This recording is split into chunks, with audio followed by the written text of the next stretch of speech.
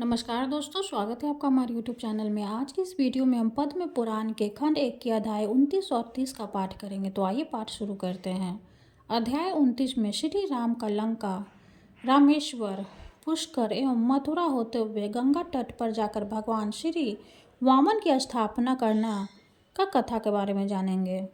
भीष्म जी ने पूछा, ब्रह्मर्षि श्री रामचंद्र जी के कान्य कुंज देश में भगवान श्री वामन को प्रतिष्ठा किस प्रकार की, उन्हें श्री वामन जी का विग्रह कहाँ प्राप्त हुआ, इन सब बातों का विस्तार के साथ वर्णन कीजिए। भगवान श्री रामचंद्र जी के कीर्तन से संबंध रखने वाली कथा बड़ी ही मधुर, पावन तथा मनोरम होती है। अपने जो यह कथा सुनाई है उससे मेरे हृदय और कान को बड़ा सुख मिला है। सारा संसार भगवान श्री राम को प्रेम और अनुराग से देखता है। वे बड़े ही धर्मज्ञ थे। वे सब पृथ्वी का राज्य करते थे। उस समय सभी वृक्ष फल और रस से भरे रहते हैं। पृथ्वी बिना जोते ही अन्न देती थी। उन महात्मा का इस भूमंडल पर कोई शत्रु नहीं था। अतः मुनिवर, मैं उस भगवान श्री रामचंद्र जी का सारा चरित्र सुनना चाहता हूँ। पुलस्त्य जी बोले, महाराज, धर्म के पाप मार्ग पर स्थित रहने वाले श्री रामचंद्र जी के कुछ काल के पश्चात जो महत्वपूर्ण कार्य किया उसे एकाग्र मन से सुनो। एक दिन श्री रघुनाथ जी मन ही मन इस बात का विचार करने लगे कि राक्षस कुलोत्पन्न राजा विभीषण लंका में रहकर सदा ही राज्य करते रहे, उसमें किसी प्रकार की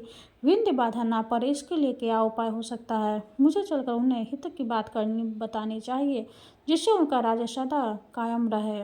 अमित तेजस्वी श्री रामचंद्र जी जब इस प्रकार विचार कर रहे थे, उसी समय भरत जी वहां आए और वहां श्री राम को विचार मग्न देख यूं बोले, देव, आप क्या सोच रहे हैं? यदि कोई गुप्त बात न हो तो मुझे बताने की कृपा करें।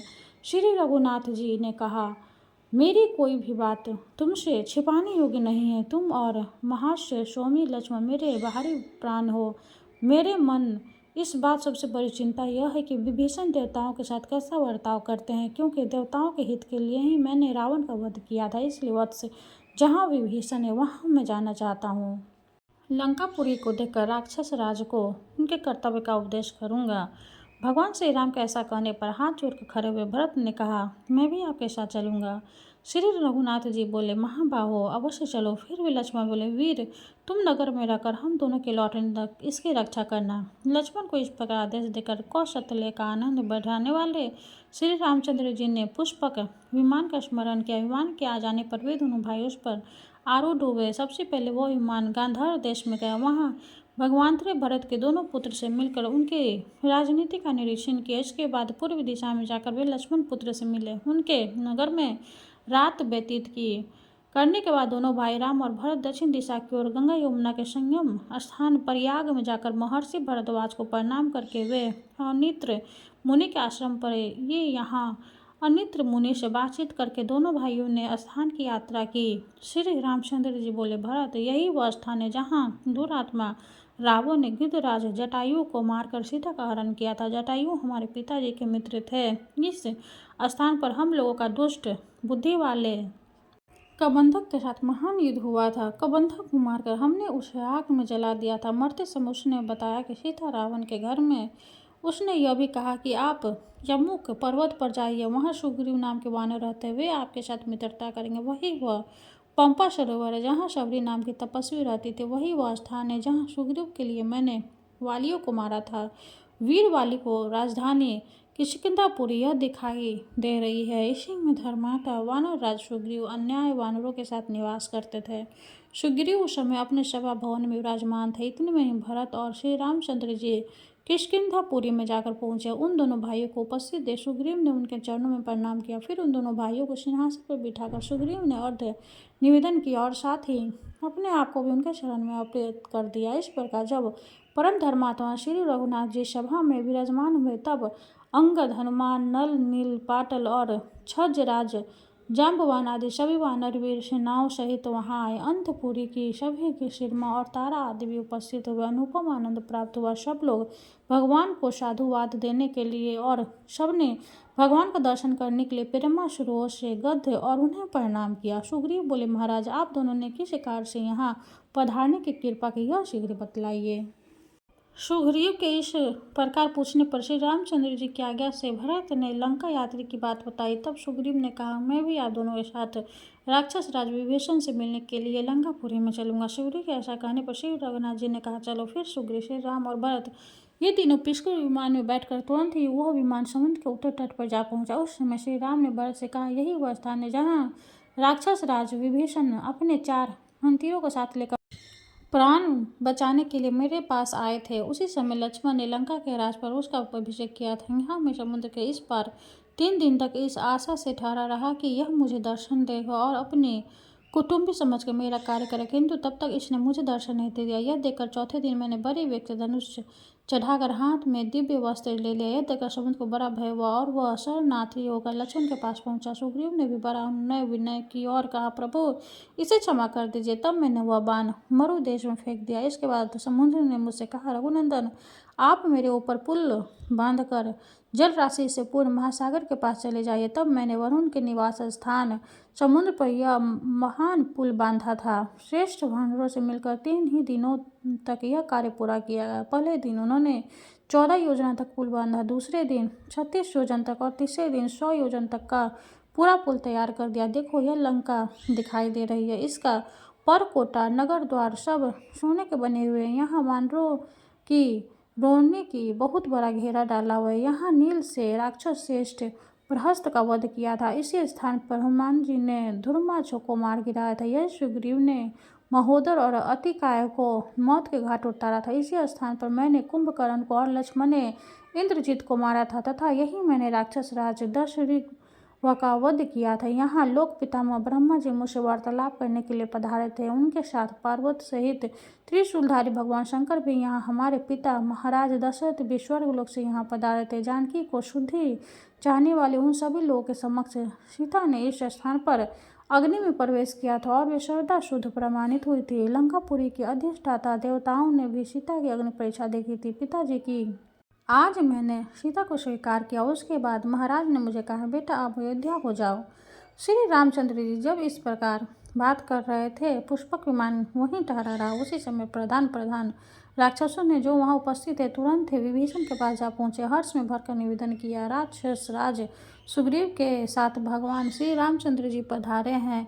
उनके साथ उन्हीं की सी इकट्ठी वाले एक दूसरे पुरुष भी हैं। श्री रामचंद्र जी नगर के समीप आ गए हैं। यह समाचार सुनकर विभीषण ने उन दूत का विशेष सत्कार किया तथा उन्हें धन देकर उनके सभी मनोरथ पूर्ण किए। फिर लंकापुरी को सजाने की आज्ञा देकर वे मंत्रियों के साथ बाहर निकले। मेरु पर्वत पर उदित हुए सूर्य की भांति भगवान श्री राम के विमान पर बैठे थे। विभीषण ने उन्हें साष्टांग प्रणाम किया और कहा, भगवान आज मेरा जन्म सफल हुआ, मेरे सभी मनोरथ पूर्ण हो गए, क्योंकि आज मुझे अपने विश्वबंध चरवण का दर्शन किया। इस प्रकार श्री रघुनाथ जी का अभिवादन करके वे भरत और सुग्रीव भी गले लगाए। तदंतर उन्होंने स्वर्ग से भी भटकर सुशोभित लंकापुरी में सबको प्रवेश कराया और सब प्रकार से रत्नों से सुशोभित रावण के जगमगाते हुए भवन में उन्हें ठहराया। जब श्री रामचंद्र जी आसन पर विराजमान हो गए तब विभीषण ने निवेदन करके हाथ जोड़कर सुग्रीव और भरत से कहा, यहाँ पधारे हुए भगवान श्री राम को भेंट करने योग्य कोई वस्तु मेरे पास नहीं है। यह लंकापुरी तो स्वयं भगवंते ही त्रिलोक के लिए कष्ट रूप पापी शत्रुओं को मारकर मुझे प्रदान की है। यह पूरी ही नहीं, ये स्त्रियां वे पुत्र तथा स्वयं यह सब कुछ भगवान की सेवा में अर्पित है। भगवान आपको नमस्कार है, आप इसे स्वीकार करें।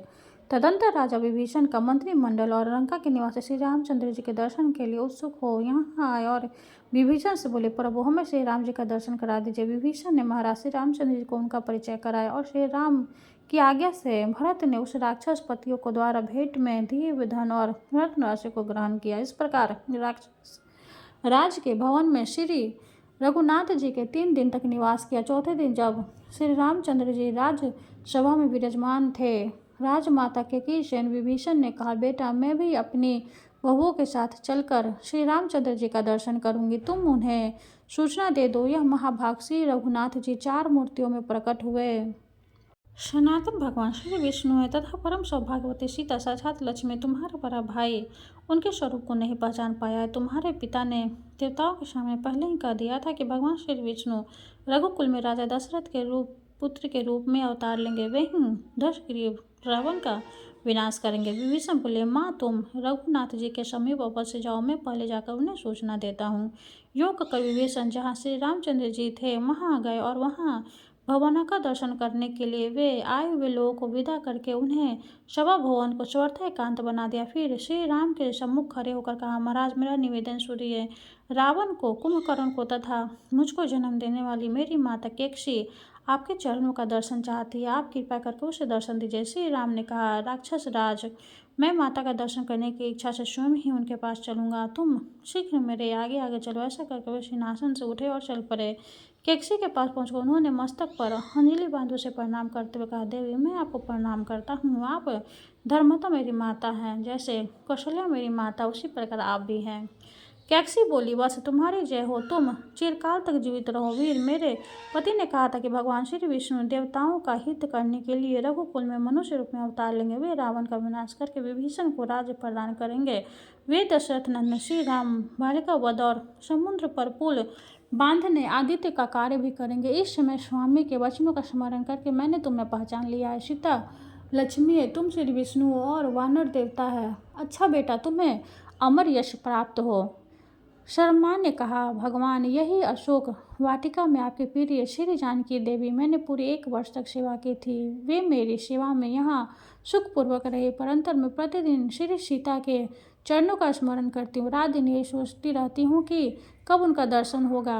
आप श्री जनक नंदिनी को अपने साथ यहाँ क्यों नहीं लेते आए? उनके बिना अकेले आपकी शोभा नहीं हो रही है। आपके निकट सीता शोभा पाती है। और सीता के समय आप जब शर्मा इस प्रकार बात कर रही थी उस समय भरत मन ही मन सोचने लगे, यह कौन स्त्री है जो रघुनाथ जी से वार्तालाप कर रहे हैं। श्री रामचंद्र जी भरत का अभिप्राय तार गए। वे तुरंत ही बोली, वे विभीषण की पत्नी है, इनका नाम शर्मा है। यह सीता की प्रिय सखी, वे इन्हें बहुत मानती है। इतना कहकर वे शर्मा से बोले, कल्याणी अब तुम भी जाओ और पति के गृह की रक्षा करो। इस प्रकार सीता की प्यारी सखी शर्मा को विदा करके श्री राम ने विभीषण से कहा, निष्पाप विभीषणी, तुम सदा देवताओं का प्रिय कार्य करना, कभी उनका अपराध न करना। तुम्हें देवराज के आज्ञा अनुसार ही चलना चाहिए। यदि लंका में किसी तरह कोई मनुष्य चला आए तो राक्षसों को उसका वध नहीं करना चाहिए, वर मेरी भी भांति उसका स्वागत सत्कार करना चाहिए। विभीषण ने कहा, नरश्रेष्ठ, आपकी आज्ञा के अनुसार ही मैं सारा कार्य करूंगा। विभीषण जब इस प्रकार कर रहे थे उसी समय वायु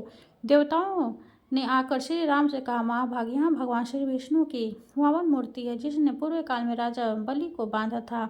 आप उसे ले जाए और कान्य कुंज देश में स्थापित कर दे। वायु देवता के प्रस्ताव में श्री रामचंद्र जी की सम्मति जान विभीषण श्री वामन भगवान के विग्रह को सब प्रकार से रत्नों से विभूषित किया और लाकर भगवान श्री राम को समर्पित कर दिया। फिर उन्होंने इस प्रकार कहा, रघुनंदन, जिस समय मेघनाद ने इंद्र को परास्त किया था उस समय विजय सिंह के रूप में वह इस वामन मूर्ति को उठा लाया था। देवदेव, अब आप इस भगवान को ले जाइए और यथास्थान उन्हें स्थापित कीजिए। तथास्तु कहकर श्री रघुनाथ जी पुष्कर विमान पर आरूढ़ हुए। उनके पीछे असंख्य धन रत्न और देवश्रेष्ठ वामन जी को लेकर सुग्रीव और भरत भी विमान पर चढ़े। आकाश में जाते समय श्री राम विभीषण से कहा, तुम यहीं रहो। यह सुनकर विभीषण ने श्री रामचंद्र से कहा, प्रभु आपने मुझे जो जो आज्ञा दी है उन सब का मैं पालन करूंगा, परंतु महाराज इस सेतु के मार्ग से पृथ्वी के समस्त मानव यहाँ आकर मुझे सताएंगे। यही परिस्थितियों में मुझे क्या करना चाहिए? विभीषण की बात सुनकर श्री रघुनाथ जी ने हाथ में धनुष ले सेतु के 2 टुकड़े करते फिर 3 विभाग करके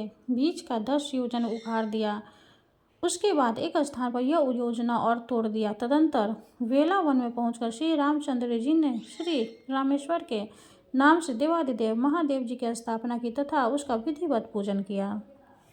भगवान रुद्र बोले, रघुनंदन, मैं इस समय यहाँ साक्षात रूप से विराजमान हूँ। जब तक यह संसारीय पृथ्वी और यह आपका सेतु कायम रहेगा तब तक मैं भी यहाँ स्थिर पूर्वक निवास करूँगा। श्री राम ने कहा, भक्त को अभय करने वाले देवो श्रीदेव आपको नमस्कार है। दक्ष यज्ञ का विध्वंस करने वाले गौरी पति आपको नमस्कार। आप ही सर्वरुद्र, भव्य और वरद आदि नामों से प्रसिद्ध है, आपको नमस्कार है। आप पशुओं के स्वामी, नित्य उग्र स्वरूप तथा जटाजूट धारण करने वाले, आपको नमस्कार है। आप ही महादेव, भीष्म और त्रिंबक कहलाते, आपको नमस्कार है। प्रजा पालक, सबके ईश्वर, भग देवता, नेत्र फरने वाले तथा अंधकासुर का वध करने वाले आप ही, आपको नमस्कार है। आप नीलकंठ, भीम, वेदा, ब्रह्मा जी के द्वारा स्तुत कुमार, कार्तिकेय, शत्रु का विनाश करने वाले, कुमार को जन्म देने वाले, विलोहित, धूम्र, शिव, कंटक, नीलशिखर, शूली, दिव्यसाई, उग्र और त्रिनेत्र आदि नामों को प्रसिद्ध है। सोना और धन आपका वीर है। आपका स्वरूप किसी के चिंतन में नहीं आ जाता। आप देवी पार्वती के स्वामी, संपूर्ण देवता आपकी स्तुति करते हैं। आप शरण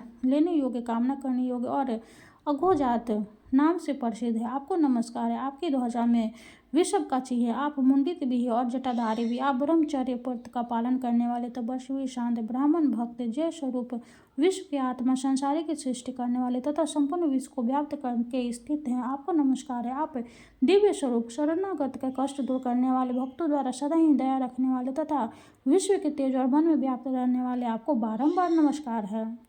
पुरुषोत्तम जी कहते हैं, इस प्रकार स्तुति करने पर देवादिदेव महादेव जी अपने सामने खड़े हुए श्री रामचंद्र जी से कहा, रघुनंदन आपका कल्याण हो। कमल नयन परमेश्वर, आप देवताओं के भी आराध्य देव और सनातन पुरुष है। न रूप में छुपे हुए साक्षात नारायण, इसमें तनिक भी संदेह नहीं है। देवताओं का कार्य सिद्ध करने के लिए ही आपने अवतार ग्रहण किया था। सो अब इस अवतार का सारा कार्य आपने पूर्ण कर दिया है। आपके बनाए हुए मेरे इस स्थान पर समुद्र के समीप आकर जो मनुष्य मेरा दर्शन करेंगे, वे यदि महापापी होंगे तो भी उनके सारे पाप नष्ट हो जाएंगे। ब्रह्मात्मा जो कोई भी घोर पाप है, वे मेरे दर्शन मात्र से नष्ट हो जाते हैं। इसमें अन्यथा विचार करने की आवश्यकता नहीं। अच्छा, अब आप जाइए और गंगा जी के तट पर भगवान श्री वामन की स्थापना कीजिए। पृथ्वी के 8 भाग करके अपने परम धाम को पधारिए। भगवान आपको नमस्कार है। तदंतर श्री रामचंद्र जी भगवान शंकर को प्रणाम करके वहां से चल दिए। ऊपर ही ऊपर जब वे पुष्कर तीर्थ के सामने पहुंचे तो उनके विमान की गति रुक गई। अब वो आगे नहीं बढ़ पाता था। तब श्री रामचंद्र जी ने कहा, सुग्रीव, इस निराधार आकाश में स्थित होकर भी यह विमान कैसे अवरुद्ध हो गया? इसका कुछ कारण अवश्य होगा। तुम नीचे जाकर पता लगाओ।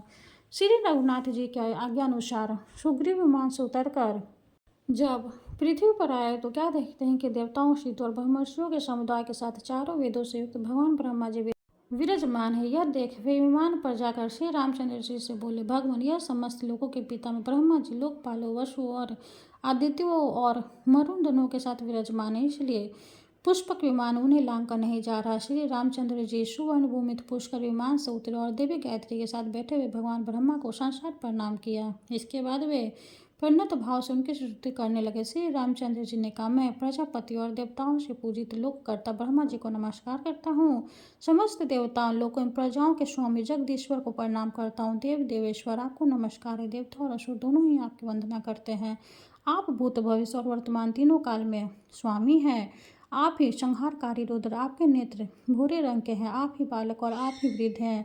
गले में नीला चिन्ह धारण करने वाले महादेव जी तथा लंबे उदर वाले गणेश जी भी आपके ही स्वरूप है। आप वेदों के कर्ता, नित्य पशुपति, अविनाशी, हाथों में कुश धारण करने वाले, हंस से चिन्हित ध्वजा वाले, भोक्ता, रक्षक, शंकर, विष्णु, जटाधारी, मुंडित, शिखाधारी एवं दंड धारण करने वाला महान यशस्वी, भूतों के ईश्वर, देवताओं के अधिपति, सबके आत्मा, सबको उत्पन्न करने वाले, सर्वव्यापक, सबको संहार करने वाले, सृष्टिकर्ता, जगत गुरु, कार्य, कमल नंद धारण करने वाले देवता, सूत्र आदि धारण करने वाले, मृत्यु अमृत स्वरूप, पारियात्रा, पर्वत रूप, उत्तम व्रत का पालन करने वाले, ब्रह्मचारी, व्रतधारी, हृदय गुहा में निवास करने वाले, उत्तम कमल धारण करने वाले, अमर दर्शनीय, बाल सूर्य के समान अरुण कांति वाले, कमल पर वास करने वाले, सर्वविद ऐश्वर्य से परिपूर्ण, सावित्री के पति, अच्छी सिद्धांत करने वाले, विष्णु के वरदान प्राप्त करने वाले, कर्म खाता, पापहारी, हाथ में अभय मुद्रा धारण करने वाले, अग्नि रूप मुख वाले, अग्निमय ध्वजा धारण करने वाले, मुनि स्वरूप, दिशाओं के अधिपति, आनंद रूप, वेदों की सृष्टि करने वाले, धर्माधिचारों, पुरुषार्थों के स्वामी, वानप्रस्थ, वनवासी, आश्रमों द्वारा पूजित, जगतों के धारण करने वाले, कर्ता पुरुष, शाश्वत, ध्रुव, धर्माध्यक्ष, विरूपाक्ष, मनुष्यों के गंधर्व मार्ग, भूत भाव के ऋक, शाम और यशु, इन तीनों वेदों को धारण करने वाले, अनेक रूपों वाले, हजारों सूर्यों के समान तेजस्वी, अग्नयों के विशेषता, दानवों को मुँह और गंध को डालने वाले, देवताओं भी आराध्य देव देवताओं से बढ़े चढ़े, कमल से चिन्हित, जटा धारण करने वाले, धनुधर, भीम रूप, अब धर्म के लिए पराक्रम करने वाले हैं। ब्रह्म देवताओं में श्रेष्ठ ब्रह्मा जी जब इस प्रकार स्तुति की गई तब वे विनीत भाव से खड़े हुए श्री रामचंद्र जी का हाथ पकड़ के बोले, रघुनंदन, आप साक्षात विष्णु हैं। देवताओं का कार्य करने के लिए इस पृथ्वी पर मनुष्य रूप में अवतरीण हुए हैं। प्रभु, आप देवताओं का संपूर्ण कार्य कर चुके हैं। अब गंगा जी के दक्षिण किनारे श्री वामन भगवान की प्रतिमा को स्थापित करके आप अयोध्यापुरी को लौट जाइए और वहां से परम धाम को पधारिए। ब्रह्मा जी से आज्ञा पाकर श्री रामचंद्र जी ने उन्हें प्रणाम किया और पुष्कर विमान चढ़कर वहां से मथुरापुरी यात्रा की। वहां पुत्र और स्त्री सहित शत्रुघ्न जी से मिलकर श्री रामचंद्र जी भरत और सुग्रीव के साथ बहुत संतुष्ट हुए। शत्रुघ्न ने भी अपने भाइयों को उपस्थित देख उनके चरणों में मस्तक नवाकर प्रणाम किया। उनके पांचों अंग धरती का स्पर्श करने लगे। श्री रामचंद्र जी के भाइयों को उठाकर छाती से लगा लिया। तदंतर भरत और सुग्रीव भी शत्रुघ्न से मिले। जब श्री रामचंद्र जी आसन पर विराजमान हुए तब शत्रुघ्न ने फुर्ती से अर्घ्य निवेदन करके सेना मंत्री आदि 8 अंगों से युक्त अपने राज्य को उनके चरणों में अर्पित कर दिया। श्री रामचंद्र जी के आगमन का समाचार सुनकर समस्त मथुरावासी, जिनमें ब्राह्मणों की संख्या अधिक थी, उनके दर्शन के लिए भगवते समस्त सविचों वेदों के विद्वानों और ब्राह्मणों से बातचीत करके 5 दिन मथुरा में रहकर वहां से जाने का विचार किया। उस समय श्री राम ने अत्यंत प्रसन्न होकर शत्रुघ्न ने कहा, तुमने जो कुछ मुझे अर्पण किया है वह सब मैं तुम्हें वापस दिया। अब मथुरा के राज्य पर अपने दोनों पुत्रों का अभिषेक करो। ऐसा कहकर भगवान श्री राम वहां से चल दिए और दोपहर होते होते गंगा तट पर महोदय तीर्थ पर जा पहुंचे। वहां भगवान वामन जी को स्थापित करके वे ब्राह्मणों एवं भावी राजाओं से बोले, यह मेरा धर्म का सेतु बनाया है, जो ऐश्वर्य एवं कल्याणकारी वृद्धि करने वाला है। समय अनुसार इसका पालन करते रहना चाहिए। किसी प्रकार इसका उल्लंघन करना उचित नहीं है। इसके बाद भगवान श्री राम वानर राज सुग्रीव को किष्किंधा भेजकर अयोध्या लौटाए और पुष्कर विमान से बोले, अब तुम्हें यहाँ आने की आवश्यकता नहीं होगी। जहाँ धन के स्वामी कुबेर वहीं रहता। तदंतर श्री रामचंद्र जी संपूर्ण कार्यों से निवृत्त हो गए। अब उन्होंने अपने लिए कोई कर्तव्य शेष नहीं समझा। भीष्म, इस प्रकार मैंने श्री राम की कथा के प्रसंग से भगवान श्री वामन के प्रकाट्य की बात भी तुम्हें कह दी। 29वां अध्याय समाप्त हुआ। हरे कृष्ण। अब हम 30वां अध्याय का पाठ करेंगे। 30वां अध्याय में हम भगवान श्री नारायण की महिमा, युगों का परिचय, प्रलय के जल में मार्कंडेय जी को भगवान के दर्शन तथा भगवान की नाभि से कमल की उत्पत्ति के वर्णन के बारे में जानेंगे। श्री भीष्म जी बोले, ब्राह्मण, आपने भगवान श्री रामचंद्र जी को महिमा का वर्णन किया। अब पुनः उन्हें श्री विष्णु भगवंते के महात्म्य का प्रतिपादन कीजिए। वह सुवर्णमय कमल कैसे उत्पन्न हुआ? प्राचीन काल में वैष्णवी सृष्टि कमल के भीतर कैसे हुई? धर्मात्मा, मैं श्रद्धापूर्वक सुनने के लिए बैठा हुआ था। आप मुझे भगवान नारायण का यह वंश अवश्य सुनाइए। पुलस्त्य जी ने कहा, कुरुश्रेष्ठ, तुम उत्तम कुल में उत्पन्न हुए हो, अतः तुम्हारे हृदय में जो भगवान श्री नारायण के सुयश को सुनने को उत्कंठा हुई है, यह उचित ही है। पुराणों में जैसा वर्णन किया गया है, देवताओं के मुख से जैसा सुना है तथा द्वैपायन व्यास जी अपने तपस्याओं से देखकर जैसा बतलाया है, वे अपनी बुद्धि के अनुसार मैं तुम्हें कहूँगा। यह विश्व परम पुरुष श्री नारायण स्वरूप है। इसे मेरे पिता ब्रह्मा जी भी ठीक ठीक नहीं जानते, फिर दूसरा कौन जान सकता? वे भगवान नारायण ही महर्षियों के गुप्त रहस्य, सब कुछ देखने और जानने वाले परम तत्व, अध्यात्मवेत्ताओं के अध्यात्मा, अधिदेव तथा अधिभूत हैं। वे ही परम ऋषियों के परम ब्रह्म हैं। वेदों में प्रतिपादित यज्ञ उन्हीं का स्वरूप है। विद्वान पुरुष उन्हीं को तप मानते हैं, जो कर्ता, कारक, मन, बुद्धि श्रेष्ठ पर नव पुरुष शासन करने वाले अद्वितीय समझते जाते हैं। जो 5 प्रकार के प्राण, ध्रुव एवं अक्षर तत्व हैं, वे ही परमात्मा नाना प्रकार के भाव द्वारा प्रतिपादित होते हैं। वे ही पर ब्रह्म हैं तथा वे ही भगवान सबके सृष्टि और संहार करते हैं। उन्हीं आदि पुरुष का हम लोग यजन करते हैं। जितनी कथा हैं, जो जो श्रुतियाँ हैं, जिसे धर्म कहते हैं, जो धर्मपरायण पुरुष है और जो विश्व तथा विश्व के स्वामी, वे सब भगवान नारायण के ही स्वरूप माने गए हैं। जो सत्य है, जो मिथ्या है, जो आदि, मध्य और अंतर में जो सीमा रहित है, भविष्य जो कोई चर अचर प्राणी है तथा इनके अतिरिक्त भी जो कुछ वस्तु है, वे सब पुरुषोत्तम नारायण है। कुरुंत 4000 दिव्य वर्षों का सतयुग कहा गया है। उसकी संध्या और संध्यांश 800 वर्षों के माने गए हैं। उस युग में धर्म और चारों चरणों से मौजूद रहता और सब अधर्म एक ही पैरों से स्थित है। उस समय सब मनुष्य सर्व धर्मपरायण और शांत होते हैं। सतयुग में सत्य, पवित्र और धर्म की वृष्टि होती है। श्रेष्ठ पुरुष जिसका आचरण करते हैं, वही कर्म उस समय सबके द्वारा किया जाता है और कराया जाता है।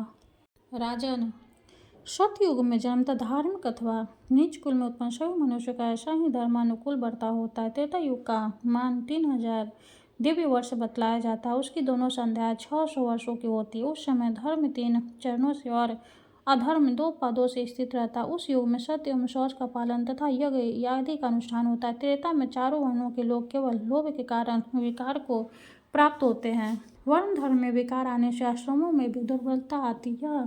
त्रेता युग की देव निर्मित विचित्र गति है। द्वापर 2000 दिव्य वर्षों का होता है। इसकी संध्या को मन 400 वर्ष का बताया जाता है। उस समय के प्राणी रजोगुण से अभिभूत होने के कारण अधिक अर्थपरायण, सठ, दूसरों की जीविका का नाश करने वाले तथा क्षुद्र होते हैं। द्वापर में धर्म 2 चरणों से और अधर्म 3 पदों से स्थित रहता है। दोनों संध्याओं सहित कलयुग का मान 1200 दिव्य होता है। यह क्रूरता का युग है। इसमें अधर्म अपने चारों पर्दों से और धर्म एक ही चरण से स्थित रहता। उस समय मनुष्य कामी, तमोगुणी तथा नीच होते। इस युग में प्रायः कोई साधक, साधु और सत्यवादी नहीं होता। लोग नास्तिक होते। ब्राह्मणों के प्रति उसकी कोई भक्ति नहीं होती। जब मनुष्य अहंकार में वशीभूत होते हैं, उनमें परस्पर प्रेम प्रायः बहुत ही कम होते हैं।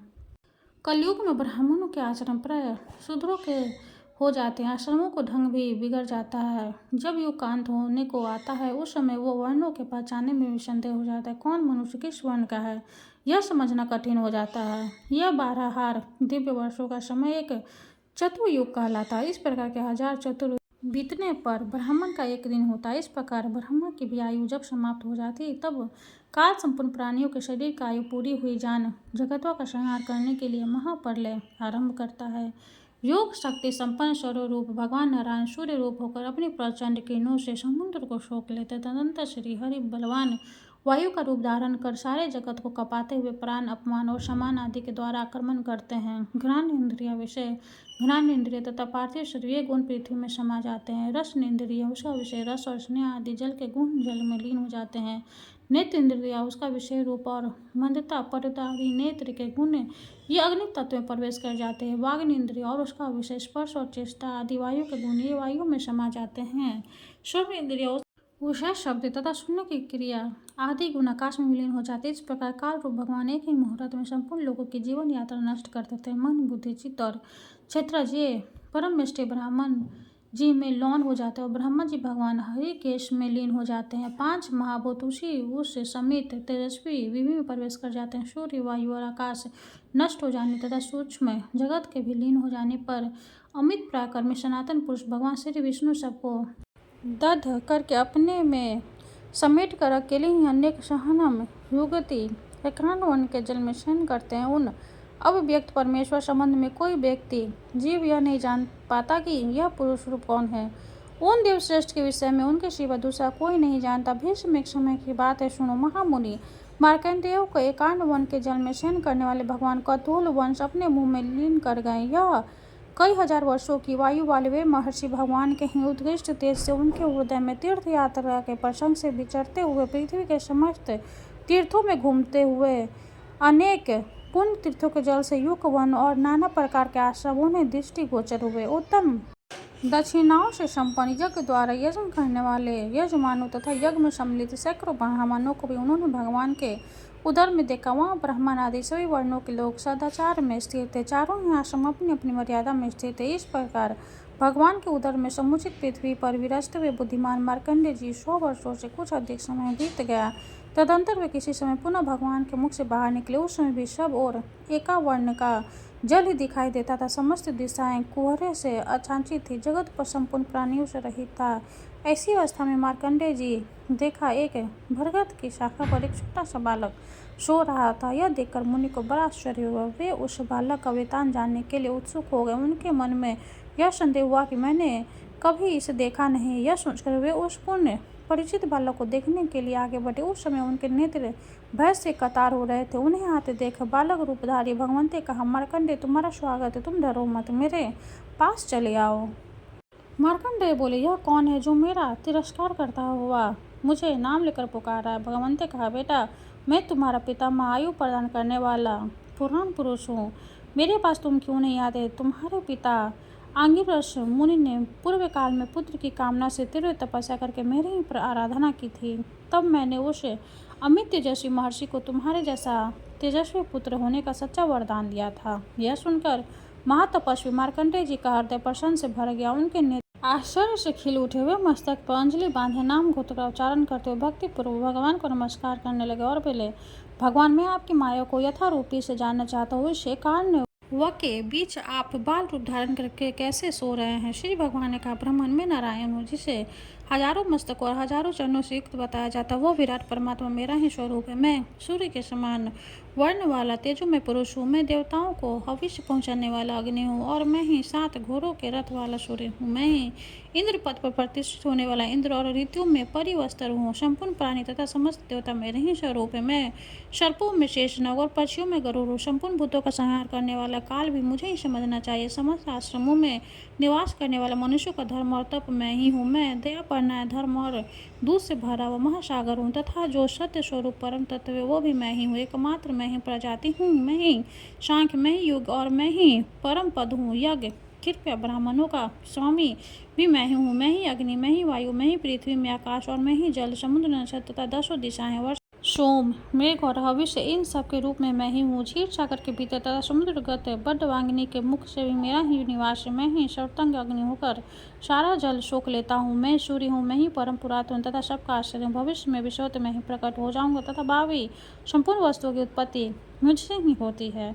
विप्रभो, संसार में तुम जो कुछ देखते हो, जो कुछ सुनते हो और जो कुछ अनुभव करते हो, उन सबको मेरा ही स्वरूप समझो। मैंने ही पूर्व काल में विश्व को सृष्टि किए तथा आज मैं ही करता हूँ। तुम मेरी ओर देखो मार्कंडेय, मैं ही प्रत्येक युग में संपूर्ण जगत की रक्षा करता हूँ। इन सारी बातों को तुम अच्छी तरह समझ लो। यदि धर्म के सेवन या श्रवण की इच्छा हो तो मेरे उदर में रहकर सुखपूर्वक विचारो। मैं एक ही अक्षर का और मैं ही 3 अक्षर का मंत्र हूँ। ब्रह्मा जी भी मेरे ही स्वरूप है। धर्म, अर्थ, काम रूप त्रिपुटी वर्ग से परे ओम का स्वरूप परमात्मा, जो सबको तात्विक दृष्टि प्रदान करने वाला मैं ही हूँ। इस प्रकार कहते महाबुद्धिमान पुराण पुरुष परमेश्वर महामुनि मार्कंडेय को तुरंत ही अपने मुख में ले लिया। फिर तो वे मुनिश्रेष्ठ भगवान के उदर में प्रवेश कर गए और नेत्र के सामने एकाग्र स्थान में धर्म श्रवण करने की इच्छा से बैठे हुए अविनाशी हंस भगवान के पास उपस्थित हुए। भगवान हंस अविनाशी और विविध शरीर धारण करने वाले वे चंद्रमा और सूर्य से रहित प्रलयकालीन एकाकर्ण वर्ग के जल में धीरे धीरे विचरते तथा जगत की सृष्टि करने वाला संकल्प लेकर विहार करते हैं। तदंतर विलंबती महात्म्य हंस के लोक रचना का विचार किया। उस विश्व रूप परमात्मा ने विश्व का चिंतन किया एवं भूतों की उत्पत्ति के विषय में सोचा। उनके तेज से अमृत के समान पवित्र जल का प्रादुर्भाव हुआ। अपनी महिमा से कभी च्युत न होने वाले सर्वलोक विधाता महेश्वर श्री हरि उस महान जल में विधिवत जल की राखी। फिर उन्होंने अपनी नाभि से एक कमल उत्पन्न किया जो अनेकों रंगों के कारण बड़ी शोभा पा रहा था। वह सूर्यमय कमल सूर्य के समान तेजों में प्रतीत होता था।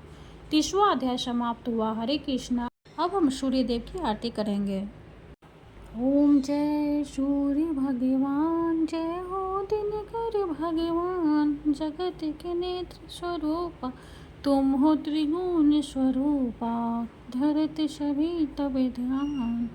ओम जय सूर्य भगवान, ओम जय सूर्य भगवान, सारथी अरुण प्रभु तुम श्वेत कमलधारी, तुम 4 भुजाधारी, अश्व साथी तुम्हारे, कोटि किरण पाशारे, तुम हो देव महान। ओम जय सूर्य भगवान, ओम जय सूर्य भगवान, उषा काल में जब तुम उदया चले आते, सब तब दर्शन पाते, फैलाते उजियारा, जागता तब जग सारा, करे सब तब गुणगान। ओम जय सूर्य भगवान, ओम जय सूर्य भगवान। संध्या में भुवनेश्वर अस्ता चले जाते, गोधन तब घर आते, गोधुली बेला में, हर घर हर आंगन में हो तब महिमा गान।